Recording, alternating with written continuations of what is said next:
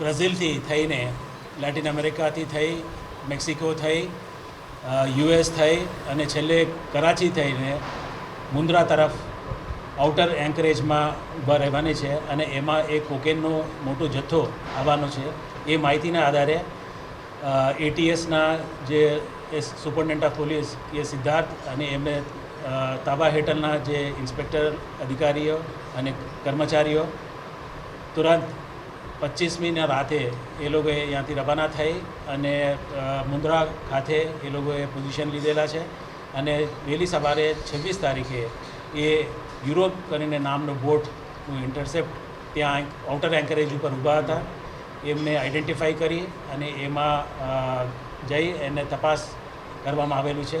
એમાં ઇન્ડિયન કોસ્ટગાર્ડના અધિકારીઓ કર્મચારીઓને સંયુક્ત ઓપરેશન થયેલું છે અને એમાં જે બે સંદિગ્ધ ઇસમો છે જેમનું નામ નિગિન્ટે નસરો જુમાને તથા જુમા નસીર ઉમર, એ બે વ્યક્તિઓ જે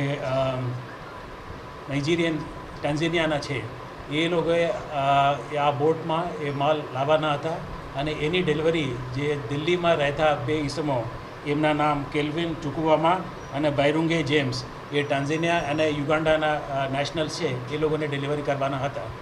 એ હકીકત એટીએસ અને કોસ્ટગાર્ડને મળેલી હતી અને એ અનુસંધાને એ લોકોએ બોટ યુરોપ નામની બોટને સર્ચ કરી અને એમાં જે છુપાવવામાં આવેલો જે ડ્રગ્સનો જે થેલીઓ છે, જે છે જેટલા થેલી, એમને શોધખોળ કરવામાં આવેલું છે. એમાં સફળતાપૂર્વક એ લોકો 5 થેલીઓને પકડવામાં આવેલું છે જે પાણીમાં નાખેલા હતા. એને ત્યાં સર્ચ કરી એ લોકોએ બહાર કાઢેલી અને એક થેલો મળી આવેલ નથી. અને જે થેલીઓમાં જે વસ્તુઓ મળી છે એમની પૃથ્થકરણ કરવામાં આવેલી છે. એમાં પ્રાથમિક દૃષ્ટિએ કોકેન હોવાનું જાણકારી મળેલું છે અને એ અનુસંધાને લગભગ 115 કેટલા પેકેટો રિકવર કરવામાં આવેલી છે. એની કુલ વજન 118 કિલો જેટલા છે અને એની કિંમત દરેક સ્ટ્રીટ વેલ્યુ જે કોકેનનું છે 1 કિલોનો 10 કરોડ રૂપિયા જેટલું છે. અને આટલી મોટી જથ્થામાં એ કોકેનનો એ ગુજરાત એટીએસ અને ઇન્ડિયન કોસ્ટગાર્ડને સંયુક્ત ઓપરેશનથી અમારા અધિકારીઓ કર્મચારીઓ તનમનથી મહેનત કરી અને જે ડિલિવરી દિલ્હીમાં કરવાના હતા એને ઇન્ટરસેપ્ટ કરી અને પોર્ટ ઓથોરિટીઝના આઉટર એન્કરેજ ઉપર અને પોર્ટ ઓથોરિટીઝના મદદથી પણ એ લોકોએ એ સફળતાપૂર્વક એ પર્દાફાશ કરવામાં આવેલું છે. સર, આ માલ લોડિંગ ક્યાંથી કરવામાં આવ્યો હતો?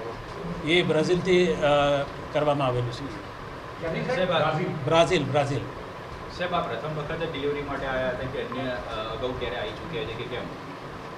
આ માણસો તો એ પ્રથમ જણાવવામાં આવેલ છે, પણ છતાં પણ આપણે જે ઇન્ટરોગેશનમાં અત્યારે આપણી પાસે જે 3 ઇસમો છે, જે બે દિલ્હીના ડિલિવરી લેવાના હતા, એ આપણે કસ્ટડીમાં છે અને જે બોટ ઉપરથી આપણે એક કસ્ટડીમાં લેવામાં આવેલું છે અને એક વ્યક્તિ દરિયામાં કૂદ્યું છે. એમને શોધખોળ પણ ચાલુ છે.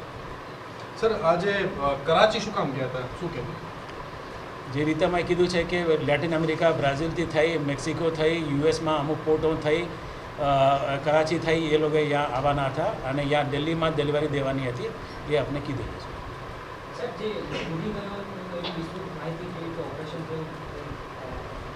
એને શોધખોળ ચાલુ છે. એ બેઝિકલી એ સ્ટીમ મોટર રૂમમાં એક કર્મચારી છે, એ ત્યાં કોકેનનો જથ્થો સંતાડેલા હતા અને એ પોલીસ અને કોસ્ટગાર્ડની જોઈ એ દરિયામાં કૂદી ગયો છે. એને શોધખોળ આપણે ચાલુ છે અને ઇન્ટરોગેશન જે આવશે એ આપણે બતાવશે. દિલ્હીથી આગળ ક્યાં જવાનો હતો? દિલ્હીમાં એ લોકો ડિલિવરી લેવાના હતા અને જે બે માણસો આપણે કસ્ટડીમાં લીધેલા છે એ અત્યારે આવવાના છે અને એ આવ્યા પછી એ લોકોને ઇન્ટરોગેશનમાં આપણે ક્યાં જવાનું છે એ આપણે ખબર પડશે. ભારત માટેનું જ હતું કે અન્ય દેશમાં મોકલવાનું? જે ડિલિવરી લેવાના હતા એ લોકોને ઇન્ટરોગેશન થાય તે પછી એ ક્યાં જવાનું હતું એ આપણે ખબર પડશે. સાહેબ, દિલ્હીમાં જે બે વ્યક્તિ રહે છે એ કેટલા સમયથી ત્યાં રહેતા હતા, કઈ રીતે રહેતા હતા, એનું બેકગ્રાઉન્ડ શું કંઈ જાણવા મળ્યું છે? એ દિલ્હીમાં એ દ્વારકા વિસ્તારમાં રહેતા હતા અને વધુ માહિતી આપણે ઇન્ટરોગેશન પછી જ આપણે ખબર પડશે. અચ્છા સર, આ બોર્ડ ઉપર જથ્થા તેને કેવી રીતે બહાર કાઢવાના હતા? કોઈ અન્ય માલની આડમાં બહાર કાઢવાના, કેવી રીતે બહાર કાઢવાના? એ લોકોએ ત્યાં પોર્ટ આઉટર એન્કરેજ ઉપર છે ત્યાંથી એ લોકો બહાર કાઢવાના હતા અને એ ડિલિવરી દિલ્હીમાં પહોંચાડવાના હતા અને એ આપણે જે દિલ્હીના જે ડિલિવરી લેવાના હતા એ લોકોને આપણે પૂછપરછ કરશું તો આપણે ખબર પડશે કે કયા કેમ. પોર્ટ ઉપર ઉતરવાના થશે? એ આઉટર એન્કરેજ ઉપર જ આપણા લેવાના હતા. એ નાની બોટમાં ક્યાંય બીજી જગ્યા પર લઈ જઈ અને ડિલિવરી કંઈ આપવાની હતી. તો આગળ સાહેબ આપણે તપાસ શું કરીશું આમાં? તમામ અને એના જે બોટ ઉપરથી આપણે એક જે કમ્યુનિકેશનના જે સાધનો છે એપલના ટેગ મળ્યું છે અને એક જે કમ્યુનિકેશન સેટેલાઇટ ફોનનો પણ આપણે અમુક વસ્તુઓ મળેલી છે એ પણ બધી આપણે એન્ક્રિપ્ટથી ડિક્રિપ્ટ કરશું તો આના ઉપરથી આપણે ખબર પડશે કે ક્યાં કોને સાથે એ સંપર્કમાં હતા, ક્યાં જવાનું હતું, કોને સાથે વાતચીત કરી, ક્યાં ડિલિવરી આપવાનું હતું, એ બધું આપણે ઇન્ટ્રોગેશનમાં અને ઇન્વેસ્ટિગેશનમાં ખબર પડશે. મુખ્ય આરોપી કોણ કહી શકાય છે? આપણી પ્રાથમિક તપાસમાં કંઈ જાણવા મળે છે મુખ્ય આરોપી કોણ? મુખ્ય આરોપી એ છે કે જે લાવ્યું છે અને જેને આપવાનું હતું એ અત્યારે મુખ્ય આરોપી છે અને પછી ઇન્ટ્રોગેશનમાં આપણે ખબર પડશે. આ ગેંગનું કંઈ નામ છે ખરું છે? ઇન્ટરનેશનલ ગેંગનું કંઈ નામ? અત્યારે કંઈ નામ નથી. Is this a cargo ship and which flag was it flying? A cargo ship અને સાયપ્રસની ફ્લેગનું હતું. हिंदी हिंदी हिंदी